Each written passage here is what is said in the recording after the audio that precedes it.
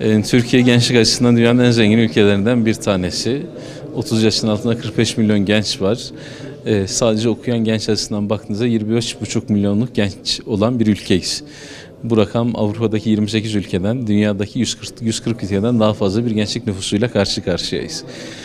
Ama ne yazık ki gençliğimizin manevi gelişimler açısından baktığınızda, maddi gelişimler açısından baktığınızda sürekli değişen eğitim müfredatları, sürekli değişen sınav sistemleri, eğitim sistemleri ve öbür taraftan da gençlerimize manevi eğitimler noktasındaki yapılan çalışmalar ne yazık ki yetersiz.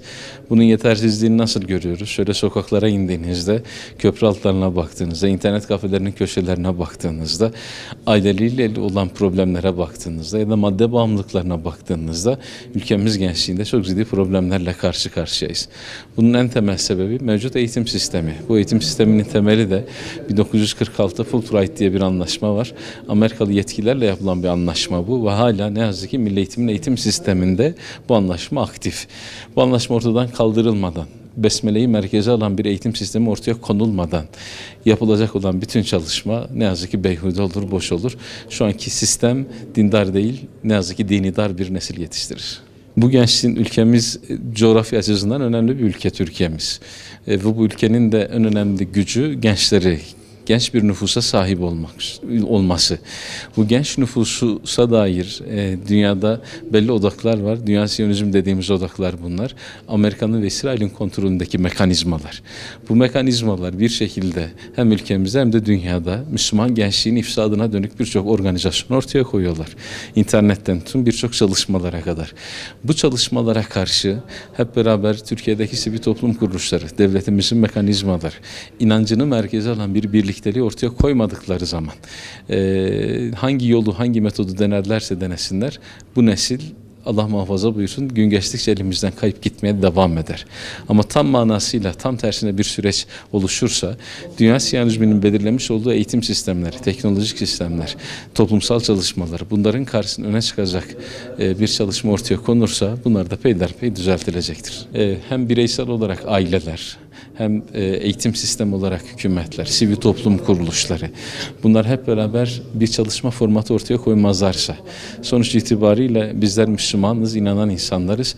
Önümüzdeki rehberimiz, önderimiz, liderimiz Efendimiz sallallahu aleyhi ve sellem. Onun ortaya koymuş olduğu hakikatler var.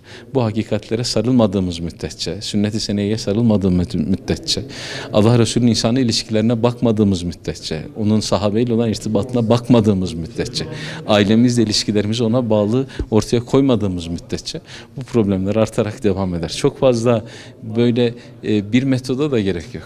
İnancımızı merkeze alan bir metot ortaya konulacak ve bu metodun uygulanmasını anne ve babalar, çocuklar, herkes, eğitim sistemleri, devlet yetkilileri, sivil toplum kuruluşları bununla alakalı bir irade ortaya koyacaklar. Bu irade ortaya konmadığı müddetçe sadece devlet yetkileri açısından demiyorum, bireysel olarak aileler açısından da baktığımızda böyle. Sonuç itibariyle anne ve babalar söyledikleriyle amel etmiyorlar. Anne ve babalar söyledikleriyle amel etmedikleri için de bu nesiller ortaya çıkıyor. Küresel bir plan bu. Yani yerel bir planlama olarak düşünmemek lazım. Yine biraz önce ifade ettiğimiz Dünya Siyonizmi dediğimiz evangelist bakışlarla birlikte birçok çalışmayı ortaya koyuyorlar. Birinci olarak bilgiyi kontrol ediyorlar. Bilgiyi kontrol ederek teknolojiyi kontrol ediyorlar. Tohumu kontrol ediyorlar. Zihinleri kontrol ediyorlar. Bunları yaparak yavaş yavaş insanları ahiret yurduna dönük ideallerden dünyaya dönük materyalist bakış açısına doğru yönlendiriyorlar. Bunlara karşı bizim bir ve beraber hareket etmemiz lazım. Yani Avrupa Birliği gibi, işte NATO gibi sonuç itibariyle bizden uzak birliktelikler yerine Müslümanların birlikteliklerini merkeze alan D8 gibi, İslam Birliği gibi çalışmaları ortaya koyup bütün İslam ülkeleriyle birlikte senkronize bir çalışma ortaya koymamız lazım. Düşünün Avrupa'daki bütün ülkeler tek bir para birimine sahipler. Anayasalar açısından ortak anayasa çalışmaları var. Eğitim sistemleri ortak bir çalışma zemini üzerinden ilerler. Ama Müslümanlar açısından baktığınızda bırakın İslam ülkelerinin bir araya gelmesini bir ülkede bile onlarca ayrı ayrı yapılar oluşmaya başlıyor. Bu noktadaki en önemli problem bizim birlik ve beraberlik ve öbür taraftan da küresel güçlere karşı tutumumuzla alakalı. Ben teşekkür ederim. Ellerinize sağlık.